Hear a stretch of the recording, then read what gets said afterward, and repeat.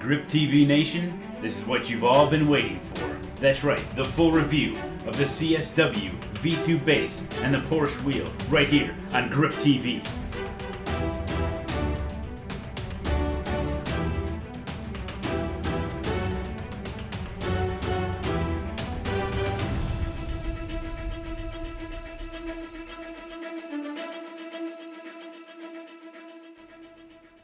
Alrighty then, here we go, Grip TV Nation, for the full review of the CSW V2 base and the Porsche wheel. Head on over to Fanatec.com to find more information about it, including the price. Whoa, yikes! Hey there, this is not what you would call an introductory wheel.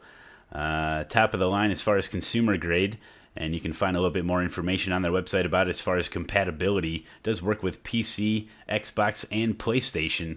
A lot of features on this new wheel. This is the V2, the newest one out by Fanatec, and you had to have an invitation in order to pre-order this sucker. Luckily, I was one of the lucky ones to receive an invitation code, so I did get $100 off just the base. But that is just the base. It's not the wheel. You can't race with just the base, so you do have to head over and try to find a wheel that'll fit this sucker.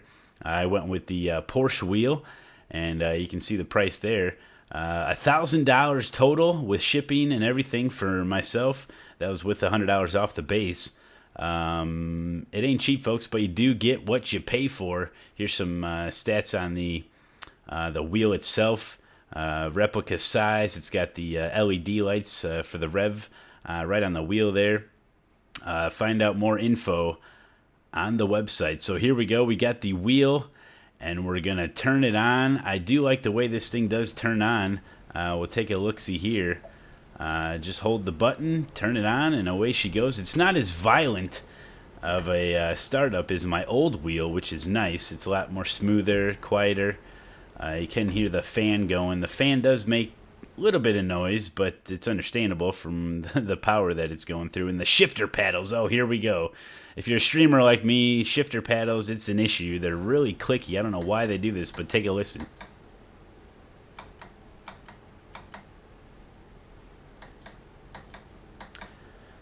Why they have to make them so loud, not too sure. I'm going to try to find a fix for that, but that is an issue for me. So let's give it a shot here. We got it all hooked up. It's really just kind of plug and play.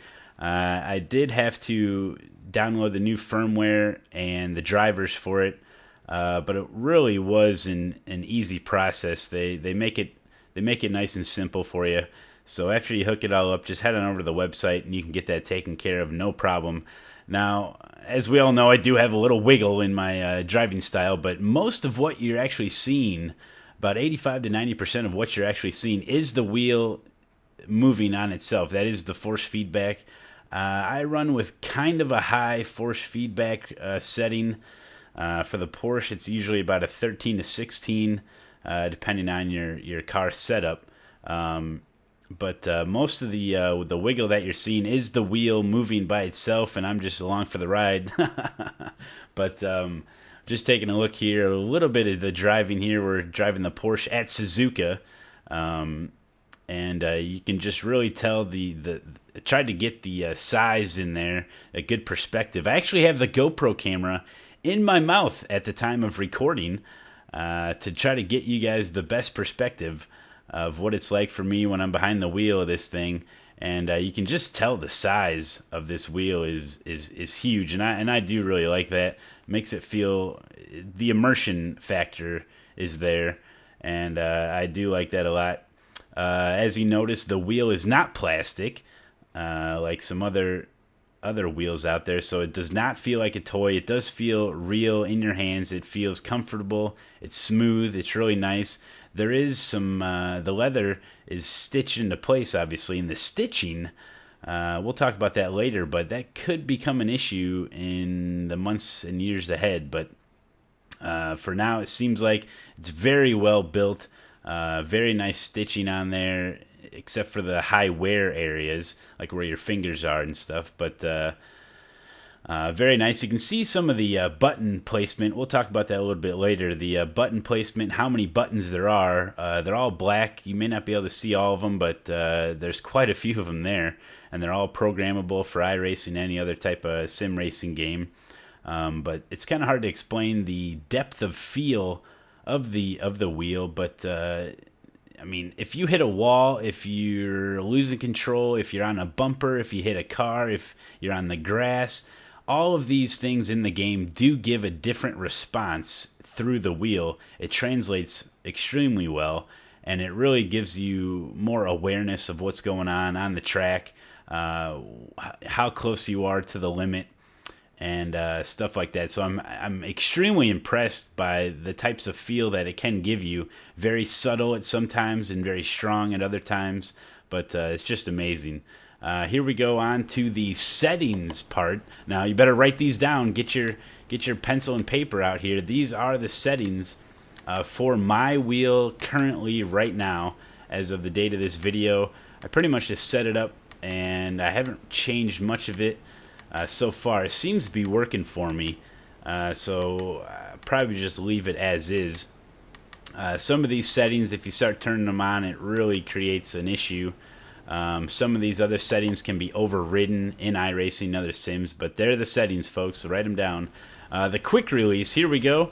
Get yourself a little Allen wrench. There's a locking pin in there, and you can take that off, and the wheel, it doesn't simply just come right off. It does take a little wiggle, and sometimes it'll pop you right in the face. Whoa, look out there, Malone. You may have some issues there, but it does come off pretty easily. And there you see the connector and the little groove that it does fit into, but not very difficult.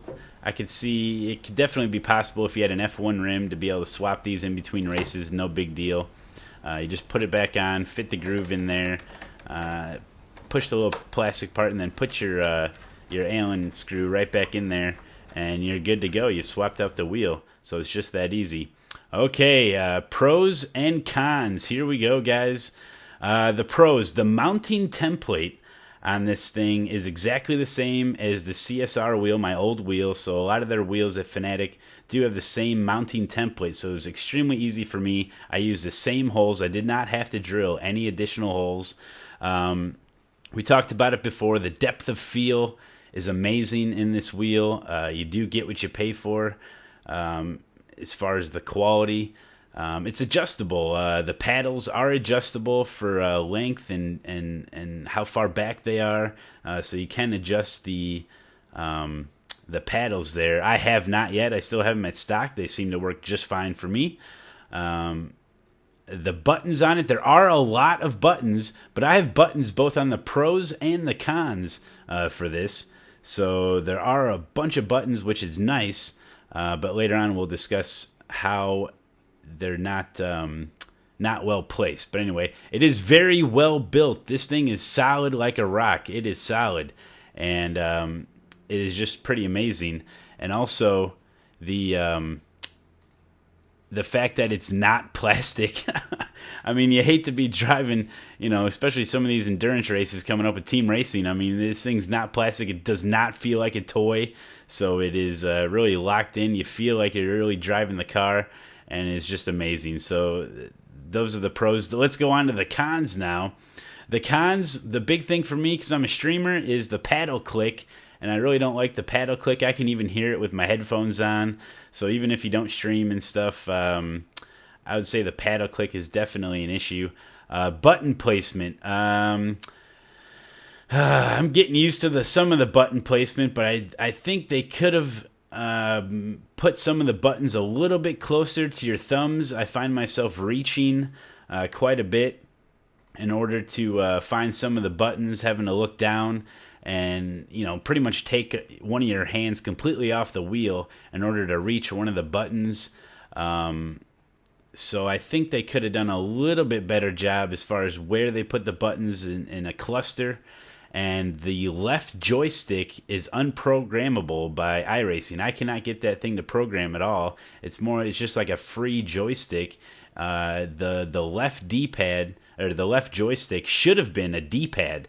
I would have much rather have had that as a D-pad on the left side, kept the joystick on the right side, and I think that would have made your options a lot better when programming stuff, especially when you're going through your F3 and your F2 and your F1 box in iRacing, to be able to control your different stuff there. But going on to the next one is the stitching. I got a picture here of the stitching. It's kind of hard to see, but the stitching is coming. It's fraying up a little bit there.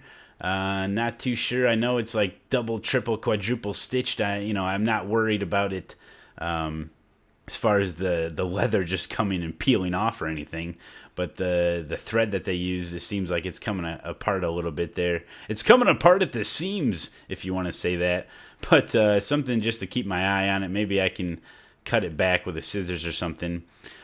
This thing is a dust collector. Oh my gosh, I have the 2 bags that the wheel and the base came in. They're nice little like cloth bags. And I do put those over the wheel and the base when it's not in use. But holy cow, it just seems like this thing collects a lot of dust on the base itself. So I don't know. It's just one of those things. It bothers me. So there you go. The LED lights are unreliable. Sometimes you'll be playing and you'll hook up and everything will be working fine. The LED lights will pop up. Other times they don't work. Like in this actual video, they're not on. And I didn't realize that. But so the LED lights don't work sometimes. Other times they work in the replay. As you're watching a replay, they actually are going off as you're watching the car go around. But it's kind of unreliable. So you gotta turn the wheel off, turn it back on, and they'll pop back on. But not too sure if they may fix that in a upcoming update for the drivers or whatnot. But something to keep an eye on. It's not a huge deal for me because the LED lights, I'm not really looking at it. My main focus is on the screen, and that's all in my peripheral, so I don't really catch that a whole lot anyway. So that may just, I think the LED lights mainly are just kind of like a gimmick. They didn't really need to add those. It is kind of cool, but I don't think they're 100% needed. And another con would be the back plate on the back of the base. Make sure you hook up all of your connections before you mount this thing down, depending on your rig, of course. My rig, as you can see, big flat area, and I mounted the wheel, and then I couldn't get the plugs in. You have to use the USB adapter that they gave you because it's at a 90. It's an elbow-shaped USB cord, but the back of the base with the connections, that could have been done differently. I understand why they did it because of the different rigs that they have out there today, but just one of the things that didn't go 100% as planned for myself. All right, guys, that was the pros and the cons of the Fanatec CSW V2 base and the Porsche wheel. In conclusion, I would have to say that this is a great combo purchase for any dedicated pro sim racer out there. If you're just getting started with sim racing, I would not recommend it. But for any of you long-term sim racers that are looking for a real step up, a real excellent upgrade, I would definitely go with this combo. All right, guys, that was the full review of the CSW Fanatec V2 base and the Porsche wheel. Hope you guys found it enjoyable. I hope you found it informative. If you have any questions or concerns or comments, I think there's a way to do that. Yep, right down below there on the old video there. Make sure you hit that like button.